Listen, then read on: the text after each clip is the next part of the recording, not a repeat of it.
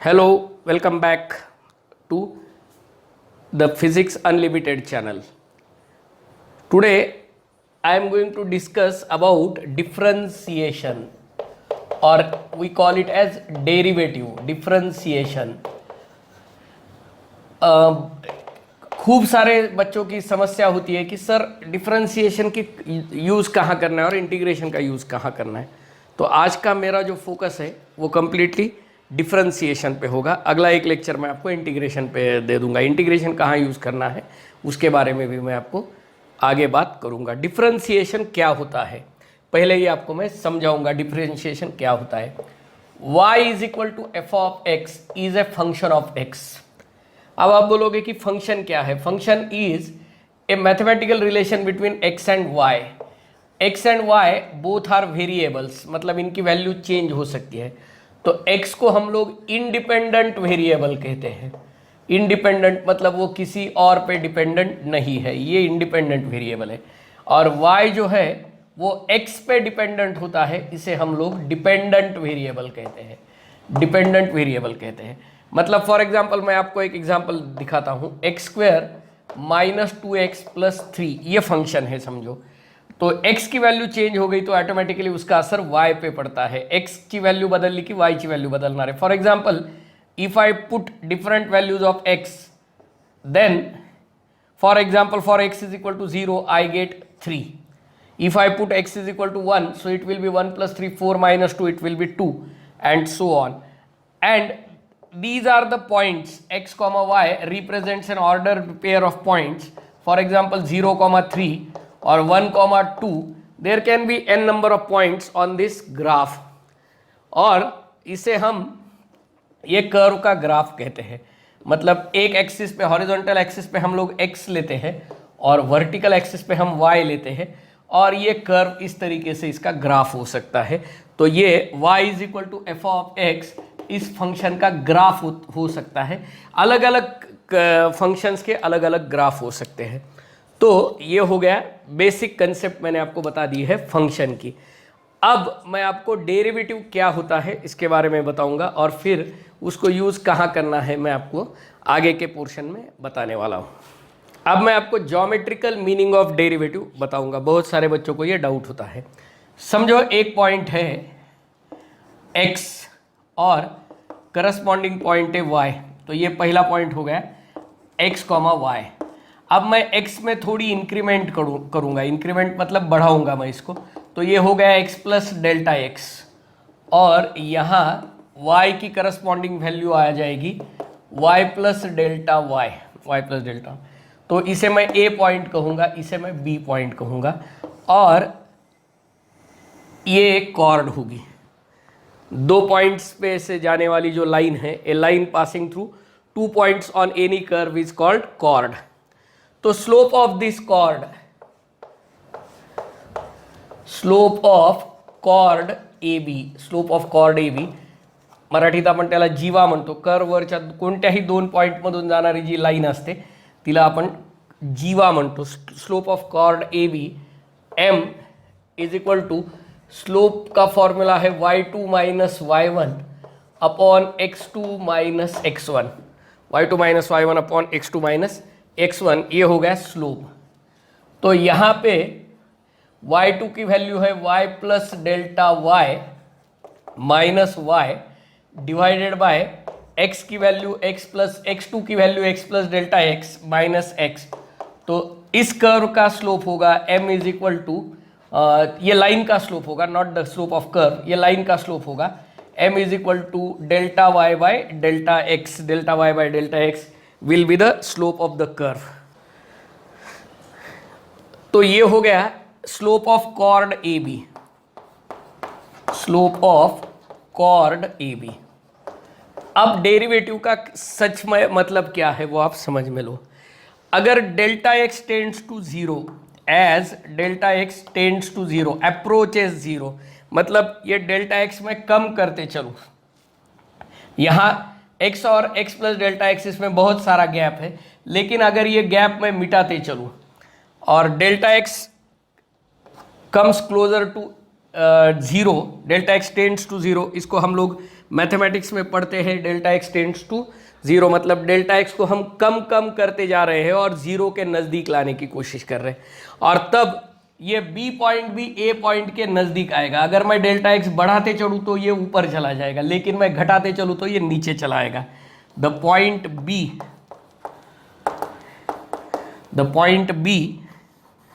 Approaches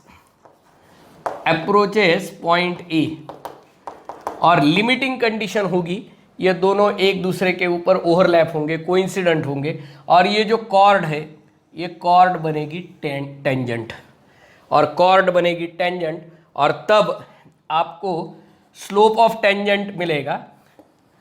slope of tangent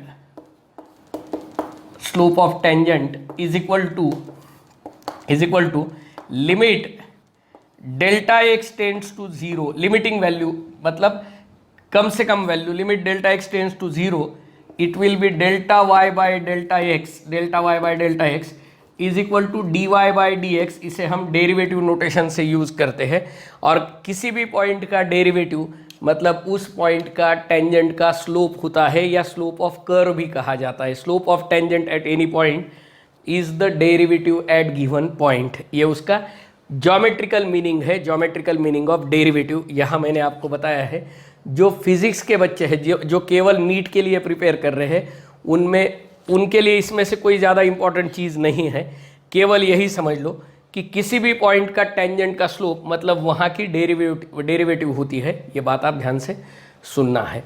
अब आगे का जो मेरा फोकस होगा, हम लोग इसको प्रैक्टिकली यूज़ कैसा करते हैं। आप तो चाहेंगे कि सर हमें प्रैक्टिकल चीज़ें बताओ कि जिससे हमें नीट के एग्ज़ाम के लिए इसका फ़ायदा होगा, तो वो आगे के पार्ट में मैं आपके साथ वो शेयर करूँगा। अब मैं प्रैक्टिकल एप्लीकेशन ऑफ डेरिवेटिव्स या कुछ डेरिवेटिव्स के फॉर्मूले दे दूंगा आपको, और फिर इनका प्रैक्टिकल एप्लीकेशन कैसे करना है मैं आपको बताऊंगा। पहले हम लोग फंक्शन लेंगे, कुछ अलजेब्राइक फंक्शंस, उनके मैं आपको डेरिवेटिव्स याद करने के लिए कहूँगा, तो आपने ये टेबल याद करना है। तो यहाँ मैं लिखूँगा फंक्शन, या इसे y भी कह सकते हो, y is equal to F of X, और इसकी डेरिवेटिव सिंबॉलिकली हम D Y by D X लिखते हैं, या इसे एफ डैश ऑफ एक्स लिखते हैं, फर्स्ट डेरिवेटिव। अगर और इसकी दोबारा डेरिवेटिव लिखोगे तो F double dash of X लिखोगे, या D two Y by D X square लिखोगे। अब यहाँ अलजेब्राइक फंक्शंस के लिए अलजेब्राइक फंक्शन हम लोग X raise to N use करते हैं। एक्स रेस टू एन, तो इसकी डेरिवेटिव लेना है N x raise to N minus one. ये फंक्शन की डेरिवेटिव है, ये फंक्शन है, यहाँ पे मैंने ये फंक्शन लिखा हुआ है, और इसके साथ इसकी ये डेरिवेटिव है। फॉर एग्जांपल आप मुझे पूछोगे कि सर कैसे करना है।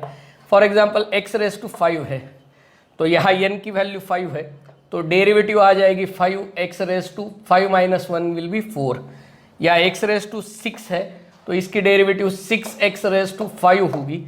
एक्स रेस टू माइनस 3 है, तो minus 3 X raise to minus 3 minus 1 it will be minus 4।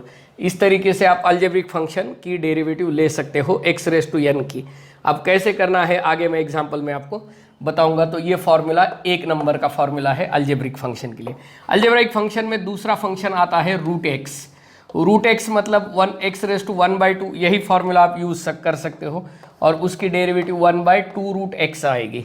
आप मुझे पूछोगे कि सर ये डेरिवेटिव आपने कैसे ली है, तो यहाँ n की वैल्यू 1/2 है, 1/2 एक्स रेस टू 1/2 माइनस 1, मतलब वही फॉर्मूला मैं यूज कर रहा हूँ, n X raise to 1/2 minus 1, तो यहाँ 1/2 X raise to 1/2 minus 1 is minus 1/2, यहाँ आएगा 1/2 और 1 अपॉन एक्स रेस टू 1/2, ये X raise to 1/2 is root X, तो यहाँ 1/2 रूट एक्स ये हो जाएगी अलजेब्रिक फंक्शंस की डेरिवेटिव। 2 डेरिवेटिव्स आपको याद रखना है, तो ये मैंने आपको बता दिया है, ये डेरिवेटिव्स आपको याद रखने पड़ेंगे अलजेब्रिक फंक्शंस।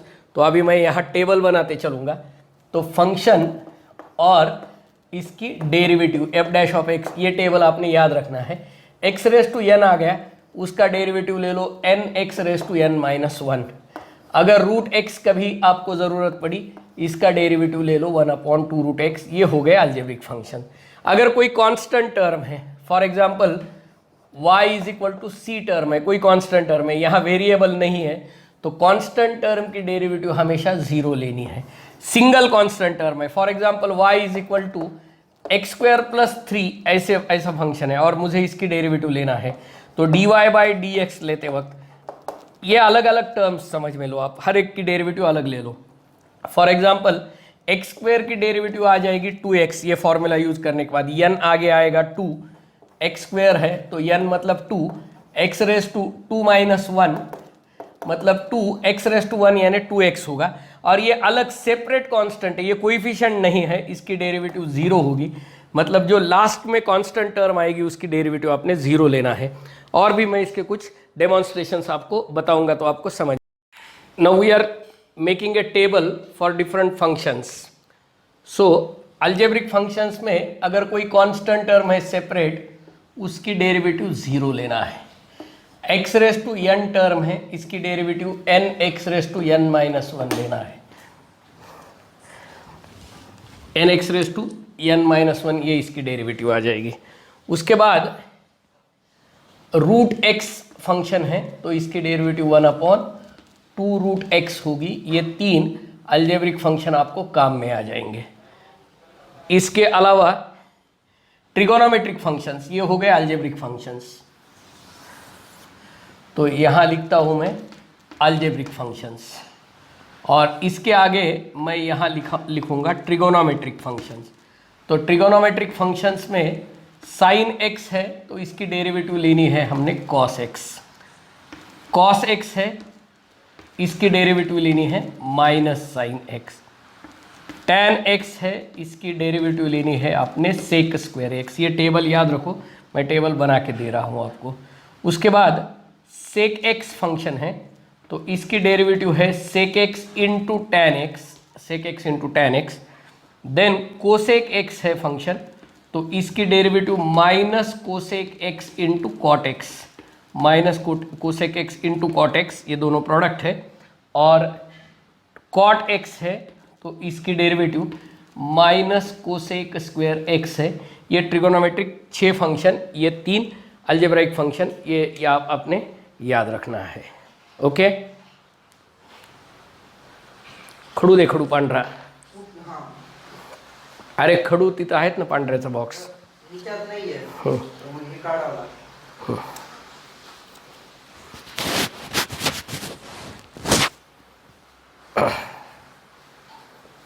आवाज कसं यायला पाण्याचा?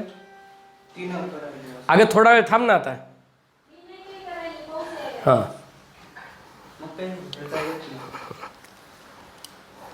एक मिनिट, आवाज यायला बघू का व्हिडिओचा? हां बघ बरं एकदा सगळं व्यवस्थित आहे.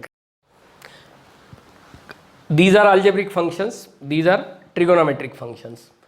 याच्या व्यतिरिक्त अजून काही फंक्शन्स सांगतो. हे अल्जेब्रिक आहेत, हे ट्रिग्नोमेट्रिक आहेत.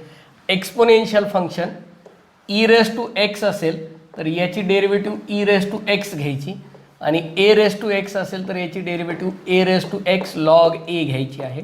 Log to the base e असं ए घ्यायचं आहे, किंवा ह्याला आपण natural log A raise to X LNA असं सुद्धा नोटिफिकेशन वापरतो. मुद्दाम मी इथे तुम्हाला डेरिव्हेटिव्हचा टेबल दिलेला आहे. हे सगळे फंक्शन उपयोगात आणा आणि लक्षात ठेवा. हा टेबल पूर्ण तयार करून लक्षात ठेवा.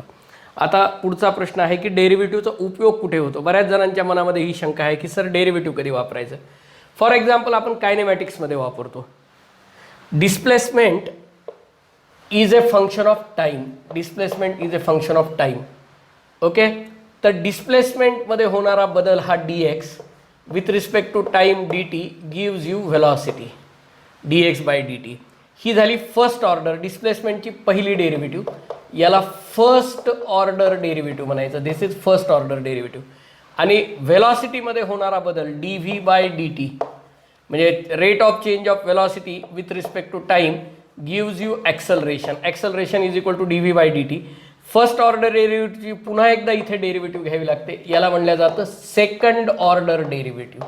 सेकंड ऑर्डर डेरिव्हेटिव्ह ही फर्स्ट ऑर्डर आहे, त्याची पुन्हा एकदा डेरिव्हेटिव्ह घेतली की सेकंड ऑर्डर डेरिव्हेटिव्ह होते. फॉर एक्झाम्पल मी तुम्हाला काही फंक्शन दाखवतो. X is equal to t cube minus 3t square plus 6t plus 4 या पद्धतीनं डिस्प्लेसमेंट चेंज होती आहे. आणि तुम्हाला व्हेलॉसिटी विचारलेली आहे. तर व्हेलॉसिटी काढताना व्हेलॉसिटी इज इक्वल टू ह्याची डेरिव्हेटिव्ह घ्या, dx/dt घ्या, फर्स्ट ऑर्डर डेरिव्हेटिव्ह. आता इथे डेरिव्हेटिव्ह घेताना लक्षात टी क्यूब हा x⁻n सारखं फंक्शन आहे. एक्सच्या जागेवर इथे y आहे आणि वायच्या जागेवर x आहे आणि एक्सच्या जागेवर टी आहे. नाव फक्त वेगवेगळे आहेत, पद्धत तीच असते. टी क्यूब x⁻n प्रमाणे याची डेरिव्हेटिव्ह घ्यायची nx⁻n-1 या फंक्शनप्रमाणे. टी क्यूब या फंक्शनची डेरिव्हेटिव्ह 3t⁻³ म्हणजे 2 येईल. तर याची डेरिव्हेटिव्ह 3t² मायनस हा मल्टिपल ज्यावेळेस कोइफिशियंट ज्यावेळेस कॉन्स्टंट असतो तो असं घ्यायचा आहे आणि t² ची डेरिव्हेटिव्ह 2t येईल. ज्यावेळेस तो मल्टिपल आहे त्यावेळेस तो ॲज इट इज घ्यायचा आहे +6 आणि टीची डेरिव्हेटिव्ह 1 येणार आहे. इथे t⁻1 आहे हे फंक्शन, t⁻1 आहे. याची डेरिव्हेटिव्ह 1 × t⁻1 - 1 म्हणजे 0 येईल. तर इथे t⁻0 म्हणजे 1 येईल, तर t⁻1 ची डेरिव्हेटिव्ह 0 आणि हा सेपरेट कॉन्स्टंट आहे याची डेरिव्हेटिव्ह 0 येईल. म्हणजे इथे व्हेलॉसिटी येईल 3t² - 6t + 6 हे झालं इथे व्हेलॉसिटी. जर ॲक्सेलरेशन घ्यायचं असेल तर ॲक्सेलरेशन ही याची पुन्हा एकदा डेरिव्हेटिव्ह घ्यायची म्हणजे dv/dt घ्यायची, सेकंड ऑर्डर डेरिव्हेटिव्ह. आता हा 3 ॲज इट इज, t² ची डेरिव्हेटिव्ह 2t -6 × t ची डेरिव्हेटिव्ह 1 हा सेपरेट t आहे, 6 आहे, त्याची डेरिव्हेटिव्ह 0 येईल. म्हणजे इथे 6t - 6 हे मिळालं ॲक्सेलरेशन. आता जर मला कोणी विचारलं की velocity at t is equal to 2 seconds सांगा, at t is equal to 2 seconds what is velocity, तर या फंक्शनमध्ये टाईमची व्हॅल्यू पुट करा. तर v is equal to 3 × 2² that is 4 -6 × 2 + 6. तर हा 12 - 12 + 6 याचा ॲन्सर 6 मीटर/सेकंद येईल व्हेलॉसिटीचं. आणि ॲक्सेलरेशन येईल इथे टीची व्हॅल्यू 2 ठेवली तर 6 × 2 12 - 6 इथे 6 मीटर/सेकंड² हे त्याचं ॲक्सेलरेशन येईल. आता जर मला कोणी विचारलं की ॲक्सेलरेशन 0 असताना व्हेलॉसिटी किती आहे फॉर एक्झाम्पल, तर ॲक्सेलरेशनची व्हॅल्यू म्हणजे 6t - 6 इज इक्वल टू 0 घ्यायची. तर 6t इज इक्वल टू 6 येईल म्हणजे t इज इक्वल टू 1 सेकंडला ॲक्सेलरेशन 0 येईल. t इज इक्वल टू 1 सेकंडला ॲक्सेलरेशन 0 येईल. मग इथे पुन्हा ती व्हॅल्यू 1 सेकंड पुट करायची. तर 3 × 1² 3 -6 आणि +6 तर -6 + 6 कॅन्सल होईल, 3 मीटर/सेकंद येईल. व्हेलॉसिटी ॲक्सेलरेशन 0 असताना व्हेलॉसिटी ही येणार आहे 3 मीटर/सेकंद. अशा पद्धतीनं तुम्ही हा क्वेश्चन सोडवू शकता. या पद्धतीनं डेरिव्हेटिव्हचा उपयोग आपण कंटिन्युअसली करू शकतो. तर इथे मला वाटतं हे तुम्हाला ही इन्फॉर्मेशन सध्या सफिशियंट आहे. याचा उपयोग तुम्ही न्यूमरिकल्स सोडवताना करू शकता. Thank you very much.